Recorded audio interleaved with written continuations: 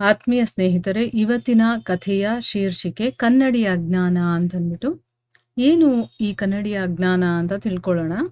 ಬಹಳ ಹಿಂದೆ ವಿಶ್ರಾಂತಿಪುರ ಅನ್ನುವಂತಹ ಕಗ್ಗಾಡಲ್ಲಿ ವೆಂಕಣ್ಣ ಅನ್ನುವಂಥ ಒಬ್ಬ ತರುಣ ಇರ್ತಾನೆ. ಅವನ ಹೆಂಡತಿ ಹೆಸರು ಲಕ್ಷ್ಮಿ ಅಂತಂದ್ಬಿಟ್ಟು. ಆ ವಿಶ್ರಾಂತಿಪುರದಲ್ಲಿ ಹೆಚ್ಚು ಜನರೇ ಇರಲಿಲ್ಲ. ಅಂದ್ರೆ ಅವರಿಗೆ ಕೆಲವೊಂದು ವಿಷಯಗಳೇ ಗೊತ್ತಿರೋದಿಲ್ಲ, ಕೆಲವೊಂದು ವಸ್ತುಗಳೇ ನೋಡಿರೋದಿಲ್ಲ ಅವರು. ಅಂತ ಕಗ್ಗಾಡಲ್ಲಿ ಇರುವಂಥವ್ರು. ಒಂದು ದಿನ ವೆಂಕಣ್ಣ ಏನ್ ಮಾಡ್ತಾನೆ, ದೂರದ ಊರಿನ ಒಂದು ಜಾತ್ರೆಗೆ ಹೋಗಿರ್ತಾನೆ. ಅಲ್ಲಿ ಅವನು ಸುಂದರವಾದಂತ ಒಂದು ವರ್ತುಲಾಕಾರದಲ್ಲಿರುವಂತಹ, ಅಂದ್ರೆ ಗುಂಡಾಗಿರುವಂತಹ ಒಂದು ಕನ್ನಡಿಯನ್ನ ನೋಡ್ತಾನೆ. ಅದರ ಸುತ್ತಲೂ ಕೂಡ ಕುಸರಿ ಕೆಲಸವನ್ನ ಮಾಡಿರ್ತಾರೆ. ವೆಂಕಣ್ಣ ಇಂಥ ಸುಂದರವಾದಂತಹ ಕನ್ನಡಿಯನ್ನ ಎಲ್ಲೂ ನೋಡಿರ್ಲಿಲ್ಲ. ಅದಕ್ಕೋಸ್ಕರ ಅದನ್ನ ತನ್ನ ಹೆಂಡತಿಗೆ ಅಂತನ್ಬಿಟ್ಟು ತಕ್ಷಣ ತಗೊಳ್ತಾನೆ. ಅಂದ್ರೆ ಇದನ್ನ ನೋಡಿ ಹೆಂಡತಿ ತುಂಬಾ ಮೆಚ್ಚಬಹುದು ಅಂತ ಮನಸ್ಸಲ್ಲೇ ಅವನು ಅನ್ಕೊಂಡು ಊರಿಗೆ ಬರ್ತಾನೆ. ಅವನ ಹೆಂಡತಿ ಕನ್ನಡಿಯನ್ನ ಈ ಮೊದಲು ಯಾವತ್ತೂ ನೋಡೇ ಇರ್ಲಿಲ್ಲ. ಅದಕ್ಕೋಸ್ಕರ ಕನ್ನಡಿಗೆ ಅದರ ಕುಸರಿ ಕೆಲಸಕ್ಕೆ ಅವಳು ಮಾರು ಹೋಗ್ತಾಳೆ. ಅಂದ್ರೆ ಅವಳಿಗೆ ತುಂಬಾ ಇಷ್ಟ ಆಗ್ಬಿಡತ್ತೆ.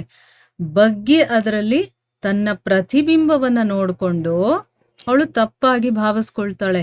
ಏನು, ಅವಳು ಮೊದಲೇ ಕನ್ನಡಿಯನ್ನ ಯಾವತ್ತೂ ನೋಡಿರ್ಲಿಲ್ಲ, ಇದೇ ಫಸ್ಟ್ ಟೈಮ್ ನೋಡ್ತಾ ಇರೋದು. ಸೊ ಅದಕ್ಕೋಸ್ಕರ ಏನ್ ಮಾಡ್ತಾಳೆ, ಈಗ ಕನ್ನಡಿಯಲ್ಲಿ ನೋಡಿದಾಗ ಅವಳ ಮುಖ ಕಾಣಿಸ್ತಾ ಇದೆ ಅವಳಿಗೆ. ಅದರಲ್ಲಿ ಮುದ್ದಾಗಿರುವಂತ ಮುಖ, ಕಪ್ಪು ಮುಂಗುರುಳಿರುವಂತ ಸುಂದರವಾದ ಹುಡುಗಿಯನ್ನ ಕಂಡು ಬೆಚ್ಚಿ ಬೀಳ್ತಾಳೆ. ಇವಳನ್ನ ನೋಡಿ ಅವಳು ನಗ್ತಾಳೆ. ಇವಳಿಗೆ ಗಾಬರಿನೂ ಆಗುತ್ತೆ. ಇವಳು ಅಣಕಿಸಿದ್ರೆ ಅವಳು ಅಣಕಿಸ್ತಾಳೆ. ಈಗ ನಮ್ಮ ಒಂದು ಪ್ರತಿಬಿಂಬವನ್ನ ನಾವೇ ನೋಡ್ಕೊಂಡಾಗ ನಾವೇನ್ ಮಾಡ್ತೀವೋ ಅದನ್ನ ಮಾಡುತ್ತಲ್ವ ಮತ್ತೆ. ಆದ್ರೆ ಇವಳಿಗೆ ಏನ್ ಅನ್ಸುತ್ತೆ ಅಂದ್ರೆ ಭಯ ಆಗ್ಬಿಡತ್ತೆ. ನನ್ನ ಗಂಡ ಜಾತ್ರೆಗೆ ಹೋದವನು ಸವತಿಯನ್ನೇನಾದ್ರೂ ಕರ್ಕೊಂಡ್ ಬಂದ್ಬಿಟ್ನಾ ಅಂತನ್ಬಿಟ್ಟು ಅವಳು ಎದೆ ಹೊಡ್ಕೊಂಡು ತುಂಬಾ ಜೋರಾಗಿ ಗಾಬರಿ ಪಟ್ಕೊಂಡು, ಇನ್ನ ಸವತಿ ಬಂದ್ರೆ ನನಗೆ ಎಷ್ಟು ಕಷ್ಟನೋ ಅಂತನ್ಬಿಟ್ಟು ಅತ್ತೆ ಹತ್ರ ಓಡೋಗ್ತಾಳೆ. ಅಮ್ಮ, ನಿಮ್ ಮಗ ಜಾತ್ರೆಗೆ ಹೋದವರು ನನಗೆ ಒಬ್ಬ ಸವತಿಯನ್ನ ತಂದಿದ್ದಾರೆ. ಸವತಿಯನ್ನ ತರುವಂತ ತಪ್ಪು ನಾನೇನ್ ಮಾಡಿದೀನಿ ಅಂತನ್ಬಿಟ್ಟು ಅಳೋದಕ್ ಶುರು ಮಾಡ್ತಾಳೆ. ಅದಕ್ಕೆ ಅವಳ ಅತ್ತೆ ಹೇಳ್ತಾಳೆ, ನನ್ನ ಮಗ ಅಂಥವನಲ್ಲ, ತುಂಬಾ ಒಳ್ಳೆ ಹುಡುಗ ಅವನು. ಸುಮ್ನೆ ಅವನ ಮೇಲೆ ಏನಾದ್ರೂ ಅಪವಾದ ಹೊರಿಸ್ಬೇಡ. ನಿನ್ನ ಆ ಸವತಿಯನ್ನ ನೋಡೋಣ, ತೋರಿಸು ಅಂತ ಹೇಳಿ ಕನ್ನಡಿಯನ್ನ ತಗೊಂಡು ನೋಡ್ತಾಳೆ. ಅಲ್ಲಿ ಬಿಳಿ ಕೂದಲಿನ ಸುಕ್ಕು ಮುಖದ ಮುದುಕಿ ಒಬ್ಳು ಕಾಣಿಸ್ಕೊಳ್ತಾಳೆ. ಅಂದ್ರೆ ಈಗ ಅವರ ಅತ್ತೆಯ ಪ್ರತಿಬಿಂಬ ಅದ್ರಲ್ಲಿ ಕಾಣಿಸ್ತಾ ಇದೆ. ಅವಳು ನೋಡಿರೋದಿಲ್ಲ ಕನ್ನಡಿಯನ್ನ. ಅಯ್ಯೋ, ಎಲ್ಲಿಯ ಸವತಿ ತೆಗಿ, ಈ ಮನೆಗೆ ಇನ್ನೊಬ್ಬ ಮುದುಕಿ ಬಂದಿದ್ದಾಳೆ.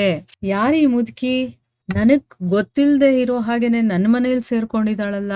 ಈ ಮನೆಯ ಯಜಮಾನತಿ ನಾನು. ನನಗ್ ಗೊತ್ತಿಲ್ದೇನೆ ಈ ಮನೆಯಲ್ಲಿ ಇವಳಿಗೆ ಯಾರು ಆಶ್ರಯ ಕೊಟ್ರು ಅಂತಂದ್ಬಿಟ್ಟು ಕಿರ್ಚಾಡೋದಕ್ ಶುರು ಮಾಡ್ತಾಳೆ. ಅಷ್ಟ್ರಲ್ಲಿ ಲಕ್ಷ್ಮಿಯ ಮಾವ ಬರ್ತಾರೆ. ಏನಿದು ಗಲಾಟೆ, ಯಾಕೆ ಜಗಳ ಅಂತನ್ಬಿಟ್ಟು ಕೇಳ್ತಾರೆ. ನನಗ್ ಗೊತ್ತಾಗ್ದೇ ಇರೋ ಹಾಗೆ ಮುದುಕಿನ ಈ ಮನೆಗ್ ಸೇರ್ಸಿದಿರಾ?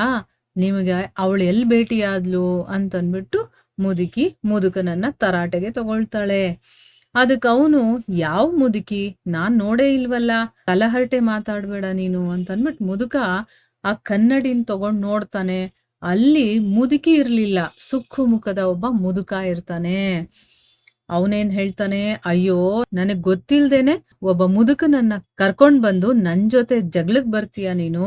ನಾನ್ ಮನೆಯಲ್ಲಿ ಯಜಮಾನ ಇರ್ಬೇಕಾದ್ರೆ ಯಾರೀ ಮುದುಕ? ಇಂಥದ್ದೆಲ್ಲ ನನಗೆ ಸರಿ ಬರೋದಿಲ್ಲ. ಈ ಮುದುಕನನ್ನ ಲಕ್ಷ್ಮಿ ಕರ್ಕೊಂಬಂದ್ಲ, ನೀನ್ ಕರ್ಕೊಂಬಂದ್ಯಾ ಅಂತನ್ಬಿಟ್ಟು ಕೇಳ್ತಾನೆ. ಇಲ್ಲ ಅವನು ಮುದುಕ ಅಲ್ಲ, ಮುದುಕಿ ಅಂತ ಅವಳು ಹೇಳಿದ್ರೆ, ಅಲ್ಲ ಮುದುಕ ಅಂತನ್ಬಿಟ್ಟು ಇವನು ಹೇಳ್ತಾನೆ.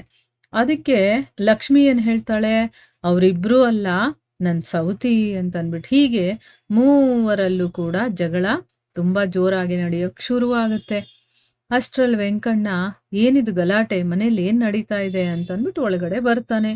ಹೀಗೆ ಅವ್ರು 3 ಜನನು ಒಬ್ರಿಗೊಬ್ರು ಎಳೆದಾಡ್ತಾ ಇರ್ಬೇಕಾದ್ರೆ ಕನ್ನಡಿ ಕೈ ತಪ್ಪಿ ನೆಲಕ್ ಬಿದ್ದು ಒಡೆದು ಹೋಗುತ್ತೆ.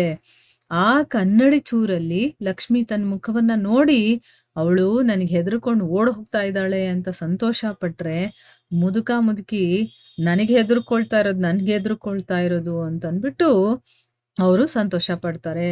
ಒಟ್ಟಾರೆ ಏನಾಯ್ತೀಗ, ಕನ್ನಡಿ ಒಡೆದು ಹೋಯ್ತು.